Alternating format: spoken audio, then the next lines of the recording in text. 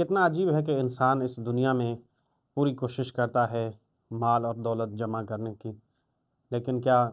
یہ مال اور دولت صرف اسی شخص کے لیے ہے جو اس دنیا میں جمع کرتا ہے؟ امام جعفر صادق علیہ الصلوۃ والسلام قرآن مجید کی اس آیت بسم اللہ الرحمن الرحیم کذالک یریہم اللہ اعمالہم حسرات علیہم، اسی طرح اللہ انہیں ان کے اعمال دکھائے گا جو ان کے لیے حسرت کے باعث بنیں گے۔ اس آیت کی تفسیر میں چھٹے امام جعفر صادق علیہ الصلوۃ والسلام ارشاد فرماتے ہیں کہ جو شخص اپنا مال بخل کی وجہ سے خدا کی راہ میں خرچ نہیں کرتا، وہ قیامت کے دن دو حسرتوں سے دوچار ہوگا۔ اگر اس کا چھوڑا ہوا مال نیک کاموں میں صرف کیا جائے، مثلا اگر انسان اپنی دولت یا مال دنیا میں چھوڑ کر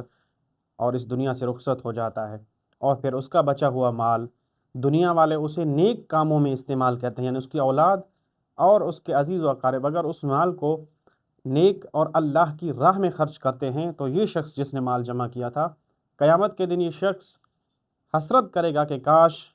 اس مال کو میں اللہ کی راہ میں خرچ کرتا اور اس کا ثواب مجھے دیا جاتا، جبکہ جمع اس نے کیا ہے، اگر وہ مال نیکی میں صرف ہوا ہوگا تو اس نیکی کا جو ثواب ہوگا وہ صرف کرنے والے کو دیا جائے گا، نہ کہ مال جمع کرنے والے کو، اور یہ شخص حسرت میں رہے گا کہ کاش میں اس مال کو اللہ کی راہ میں خرچ کرتا۔ اسی طرح امام فرماتے ہیں اگر اس کا چھوڑا ہوا مال اس کے اہل و عیال و عزیز و اقارب اس کو اللہ کی نافرمانی میں صرف کرتے ہیں تو امام فرماتے ہیں اگرچہ مال صرف دوسروں نے کیا ہے لیکن قیامت کے دن یہ شخص حسرت کرے گا، کیونکہ جو مال حرام میں صرف ہوگا، اللہ کی نافرمانی میں صرف ہوگا، اس کا حساب یہ شخص دے گا جو کہ یہ مال جمع کر کے گیا ہے، کیونکہ مال جمع اس نے کیا تھا اور اس نے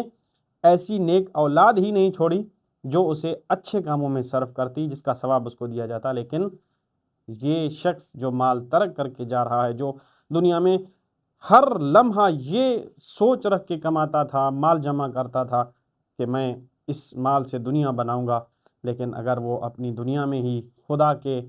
فرمان کے مطابق اپنے مال کو اللہ کی راہ پر خرچ نہ کر سکا تو اس کے لیے دو حسرتیں قیامت کے دن اسے دیکھنے کو ملیں گی۔